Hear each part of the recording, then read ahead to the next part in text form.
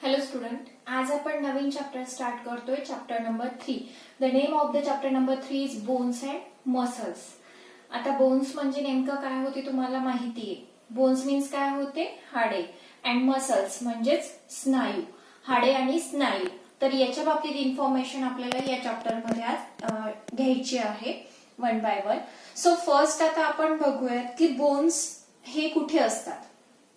आता जर तुम्ही तुमच्या बॉडीला जस्ट टच केलं तर वरती तुम्हाला स्किन लागते, परंतु मध्ये तुम्हाला एक हार्ड असं जाणवते की मध्ये काहीतरी असं हार्ड आहे म्हणून. कुठेही जरी तुम्ही बोटांना जरी टच केलं तरी सुद्धा त्याच्यामध्ये तुम्हाला असं थोडंसं कठीण काहीतरी आहे असं जाणवतं. आणि हे जे कठीण असतं म्हणजे हार्ड जे शेप आहेत किंवा हार्ड जे स्ट्रक्चर आहे आपल्या बॉडीच्या मध्ये, तर हे हार्ड स्ट्रक्चर म्हणजे पूर्ण बोन्सचं बनलेलं असते, म्हणजेच हाडांचं बनलेलं असते. आणि हे हाडे वेगवेगळ्या जॉईंट्सच्या माध्यमातून जोडलेले असतात आणि त्याच्या माध्यमातून पूर्ण आपल्या बॉडीचा एक सांगाडा तयार होतो, ज्याला आपण स्केलेटन असं म्हणतो. मग आता हे जे आहे तर हे बोन्सच्या माध्यमातून तयार होते. पण आपलं जी बॉडी आहे तर ही एका मशीन सारखी कार्य करते. म्हणजे आपल्या बॉडीमध्ये डिफरंट मशीन्स आहेत. आपण जरी झोपलेलो असलो किंवा जागा असलो तरी सुद्धा आपल्या बॉडीमध्ये जे इंटरनल सिस्टीम्स आहेत तर त्यांचं जे कार्य असतं, त्यांचं जे फंक्शन असतं ते कंटिन्युअसली सुरू असतं. आणि ह्या ज्या डिफरंट सिस्टीम्स आपल्या बॉडीमध्ये आहेत यांनाच एकत्रितपणे आपण ऑर्गन सिस्टीम असं म्हणतो. म्हणजेच त्यांना आपण म्हणतो इंद्रिय संस्था. आता संस्था का बरं म्हटलं जाते की कुठली पण एक असं पर्टिक्युलर जे कार्य आहे किंवा पर्टिक्युलर असं एक जे फंक्शन आहे ते कॅरी करण्यासाठी डिफरंट ऑर्गन्स एकत्रित येतात आणि ते जे कार्य आहे तर ते एकत्रितपणे कार्य करतात.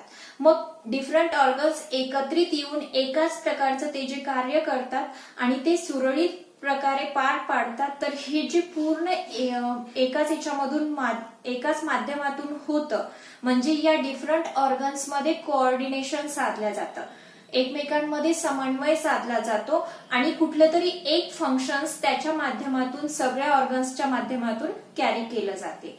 आणि म्हणूनच हा जो डिफरंट ऑर्गन्सचा जो ग्रुप असतो तर त्याला म्हटलं जाते ऑर्गन सिस्टीम. मग अशा ऑर्गन सिस्टीम बऱ्याचशा आहेत आपल्या बॉडीमध्ये. मग आपल्याला सांगता येईल की रेस्पिरेटरी सिस्टीम आहे, ज्याच्यामध्ये वेगवेगळे जे रेस्पिरेशनच्या संबंधित जे पण काही ऑर्गन्स आहेत ते त्याच्यामध्ये असतात. त्याचबरोबर डायजेस्टिव्ह सिस्टीम आहे की ज्याच्यामध्ये ऑल जे डायजेस्टिव्ह ऑर्गन्स आहेत, जसे की माउथ झालं, ट्रकिया झालं, तर हे सगळे माउथ झालं, इसोफॅगस झालं, स्टमक झालं, हे सगळं त्याच्यामध्ये ऍड आहे. त्याचबरोबर मग मस्क्युलर सिस्टीम आपल्याला सांगता येईल, स्केलेटल सिस्टीम आपल्याला सांगता येईल. मग ह्या सगळ्या डिफरंट सिस्टीम्स आपल्या बॉडीमध्ये एकत्रितपणे असतात आणि त्या आपल्या बॉडीचं जे फंक्शन आहे तर ते योग्य प्रकारे चालण्यासाठी किंवा सुरळीतरित्या बॉडीमधले सगळे कार्य पार पाडण्यासाठी योग्य प्रकारे त्या कार्यरत असतात. आणि मग त्यांच्याच माध्यमातून आपल्या बॉडीचं जे मेंटेनिंग आहे किंवा बॉडीचे जे ऑल फंक्शन्स आहेत ओव्हरऑल तर ते योग्य प्रकारे कॅरी करण्यासाठी आपल्याला हेल्प होते. मग अशाच काही सिस्टीम्सच्या माध्यमातून मग आपल्याला हे बघायचं आहे. सो फर्स्ट बघा ऑर्गन सिस्टीम. ऑर्गन सिस्टीम्स आपण कशाला म्हणणार. Organs when work together to perform a single type of task from an organ system. Organs when work together to perform, different organs जे आहेत किंवा विविध जे ऑर्गन्स आहेत ते एकत्रित येतात and work together to perform, एकत्रित येऊन कार्य करतात. To perform a single type of task, एकाच प्रकारचं कार्य करण्यासाठी ते एकत्रित येतात आणि कार्य करतात. तर अशा ज्या सिस्टीम्स आहेत त्यांच्यापासून तयार होतं मग ऑर्गन सिस्टीम. आणि मग याच्यामध्येच फॉर एक्झाम्पल्स आपण ऑलरेडी सांगितले की त्याच्यामध्ये आपल्याला मस्क्युलर सिस्टीम सांगता येईल, स्केलेटल सिस्टीम सांगता येईल, रेस्पिरेटरी सिस्टीम सांगता येईल किंवा डायजेस्टिव्ह सिस्टीम सांगता येईल. अशा बऱ्याचशा सर्क्युलेटरी सिस्टीम सांगता येईल, नर्वस सिस्टीम सांगता येईल. अशा बऱ्याचशा सिस्टीम्स आपल्याला ज्या आपल्या बॉडीमध्ये इंटरनल फंक्शन्स कॅरी करतात तर त्या आपल्याला सांगता येतील. मग याच्यामधल्या फर्स्ट आपल्याला बघायचंय स्केलेटल सिस्टीम.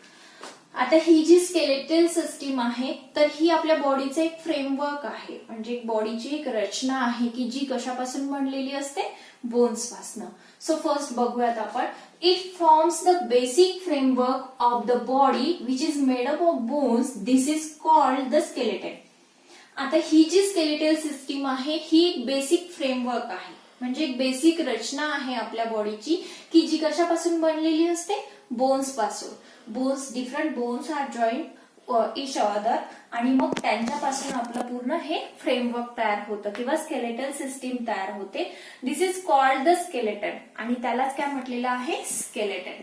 आता ही जी स्केलेटल सिस्टीम आहे याला आपण मराठीत सांगता येईल आपल्याला सांगाडा प्रणाली किंवा थोडक्यात आपल्याला सांगता येईल की हाडांची संस्था आपल्या भाषेत सांगायचं झालं तर, किंवा मग त्याला आपण सांगाडा प्रणाली असं सुद्धा म्हणू शकतो. मग यांच्यापासून आपला काय तयार होतो, एक सांगाडा तयार होतो. आणि मग या सांगाड्यामध्ये काय असतं, म्हणजे या स्केलेटन मध्ये काय काय असतं बघा. स्कल म्हणजे हा आपला डोक्याचा भाग, त्याच्यानंतर बॅकबोन म्हणजे पाठीमागचा जो स्पाइन असतो आपला तर तो, त्याच्यानंतर द रिब केज छातीचा जो पिंजरा असतो तो, त्याच्यानंतर द गर्डल्स म्हणजे आपला जो कमरेचा भाग आहे किंवा कमरपट्ट्याचा जो भाग असतो तर तो, अँड द लिम्स आणि आपले हातपाय. हे सगळे आपल्या या स्केलेटल सिस्टीम्स मध्ये येतात. आणि हे स्केलेटल सिस्टीम मग काय करते, तर स्केलेटल सिस्टीम ही आपल्याला आपल्या बॉडीला एक परफेक्ट शेप देते.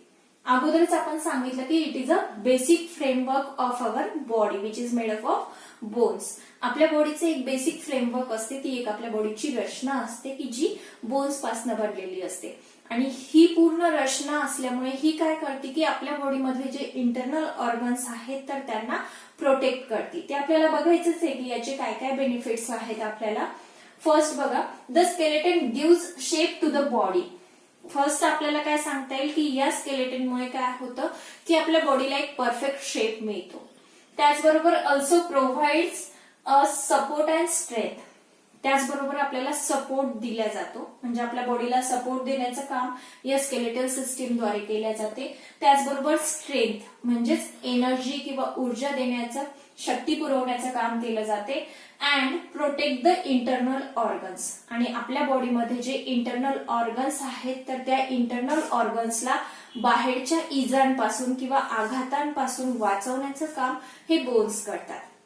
जसं की आता स्कल आहे तर स्कल हा आपल्या पूर्ण हेडचा पार्ट असतो, स्कल मीन्स. आणि याच्यामध्ये आपला जो इंटरनल सगळ्यात मोस्ट इम्पॉर्टंट असा जो इंटरनल ऑर्गन आहे जो ब्रेन, ज्याला आपण ब्रेन म्हणतो, तर ब्रेन हा स्कलमुळे काय आहे, सुरक्षित आहे. म्हणजे आपल्या ब्रेनचं जे प्रोटेक्शन आहे तर ते स्कलच्या माध्यमातून केलं जाते. नाहीतर मग कुठेही आपण पडलो तर लगेच आपल्या मेंदूला इजा झाली असती, परंतु त्या स्कलच्या माध्यमामुळे किंवा स्कलमुळे आपल्या मेंदूला संरक्षण मिळतं. आणि म्हणूनच कुठे साधा सुद्धा आपण जर पडलो तर आपल्याला लगेचच आपल्या मेंदूपर्यंत ती इजा पोहोचत नाही किंवा तो आघात आपल्या मेंदूपर्यंत जाऊ शकत नाही. आणि मग अशा प्रकारे ते आपल्या पूर्ण बॉडीचं काय करतात, संरक्षण करतात. मग आता तुम्हाला हे तर माहितच असेल की स्केलेटन म्हणजे, आता एखाद्या वेळेला जर तुम्ही लॅबोरेटरीमध्ये बघितलं असेल तर पूर्ण बॉडीचा सांगाडा आपल्याला बघायला मिळतो. लॅबोरेटरीमध्ये असतो की ते असं पूर्ण लटकवलेलं असतं ज्याच्यामध्ये फक्त हाडांचा सांगाडा असतो ह्युमनचा, आणि त्यालाच म्हटलेलं आहे मग स्केलेटल सिस्टीम. मग या सिस्टीमच्या माध्यमातून आपल्या बॉडीला स्ट्रेंथ सुद्धा मिळते, प्रोटेक्शन सुद्धा मिळते, त्याचबरोबर आपल्याला शेप सुद्धा मिळतो आणि आपल्याला सपोर्ट सुद्धा मिळतो. अशा प्रकारे आज मग आपण ऑर्गन सिस्टीम आणि त्याच्यामधली फर्स्ट स्केलेटल सिस्टीम शिकलो. आता याच्यानंतरचा जो पार्ट आहे तो नेक्स्ट व्हिडिओमध्ये बघूया. थँक्यू.